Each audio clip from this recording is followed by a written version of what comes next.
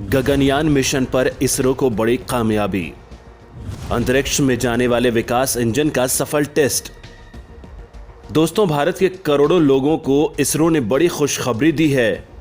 इसरो ने अपने सबसे ताकतवर इंजन यानी विकास इंजन के सभी पैरामीटर्स का टेस्ट कर लिया है, जो भारत के अंतरिक्ष यात्रियों को स्पेस की सैर करवाने वाला है।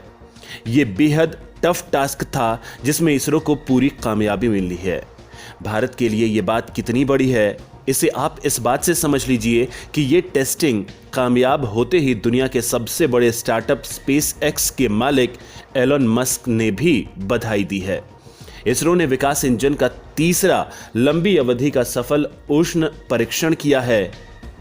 गगनयान मिशन को लॉन्च करने के लिए इसी इंजन का इस्तेमाल किया जाएगा। इसरो ने बुधवार को जब इसकी जानकारी देने के लिए ट्वीट किया तो उस पर एलन मस्क का कमेंट आया। इसमें लिखा था, बधाई भारत। इसरो इस वक्त गगनयान मिशन की तैयारियों में जुटा है। गगनयान अंतरिक्ष भेजे जाने वाला देश का पहला मानव युक्त मिशन है। इसे लिक्विड प्रोपेलेंट विकास इंजन की मदद से लॉन्च किया जाएगा। इसरो ने कहा कि टेस्ट गगनयान कार्यक्रम के लिए इंजन योग्यता जरूरत के तहत GSLV Mark 3 यान के L110 लिक्विड स्टेज के लिए किया गया है। यह टेस्ट तमिलनाडु के महेंद्रगिरी टेस्टिंग सेंटर में हुआ था। इस दौरान इंजन ने परीक्षण के उद्देश्यों को पूरा किया और परीक्षण की पूरी अवधि के दौरान इंजन मानक अनुमानों के अनुरूप थे।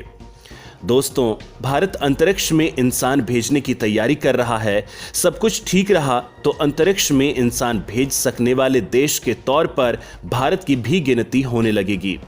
अभी तक रूस, अमेरिका और चीन ने ही इंसान को अंतरिक्ष में भेजने में सफलता पाई है। मिशन गगनयान के जरिए भारत इंसान को अंतरिक्ष में भेजने की प्लानिंग कर रहा है।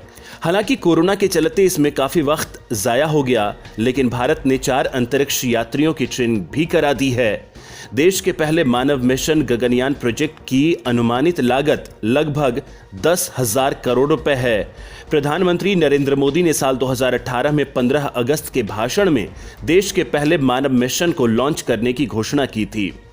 केंद्रीय अंतरिक्ष मंत्री जितेंद्र सिंह ने इस साल फरवरी में कहा था कि पहला मानव रहित मिशन दिसंबर 2021 में और दूसरा मानव रहित मिशन 2022 के शुरुआत में और उसके बाद मानव सहित अंतरिक्ष यान की योजना है। अंतरिक्ष में जाने के लिए चुने गए भारत के सभी 4 अंतरिक्ष यात्रियों ने रूस में 1 साल की ट्रेनिंग पूरी कर ली है। अंतरिक्ष यात्रियों को ट्रेनिंग के लिए भारतीय अंतरिक्ष अनुसंधान संगठन ने किया था समझौता। रूसी लॉन्च सेवा देने वाली ग्लेव कॉस्मोस के बीच जून 2019 में समझौता हुआ था। ट्रेनिंग लेने वालों में भारतीय वायुसेना के एक ग्रुप कैप्टन और 3 विंग कमांडर शामिल हैं। रूस से ट्रेनिंग लेकर लौटे ये सभी भारतीय इसरो के डिजाइन किए गए ट्रेनिंग मॉड्यूल से ट्रेनिंग ले रहे हैं। रूस में अंतरिक्ष यात्रियों को अंतरिक्ष की परिस्थितियों के अनुसार ढलने की ट्रेनिंग दी गई है। यह ट्रेनिंग 10 फरवरी 2020 को शुरू हुई, लेकिन कोविड-19 महामारी के कारण कुछ समय के लिए ट्रेनिंग रोकनी पड़ी थी। ऐसा नहीं कि अब तक किसी भारतीय ने अंतरिक्ष में दस्तक न दी हो।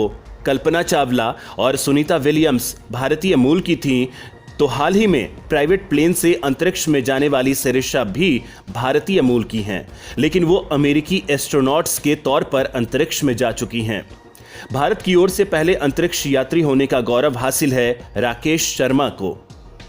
अपने जमाने में एयरफोर्स के विंग कमांडर राकेश शर्मा 80 के दशक में बादलों को चीरते हुए अंतरिक्ष की तरफ बढ़े तो करोड़ों भारतीयों की दुआएं उनके साथ थीं।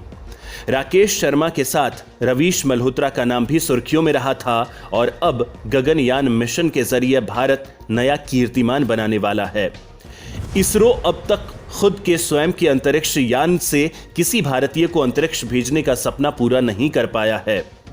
अंतरिक्ष यात्रियों को अंतरिक्ष में भेजना और उन्हें सकुशल धरती पर लाना बेहद चुनौतीपूर्ण काम है।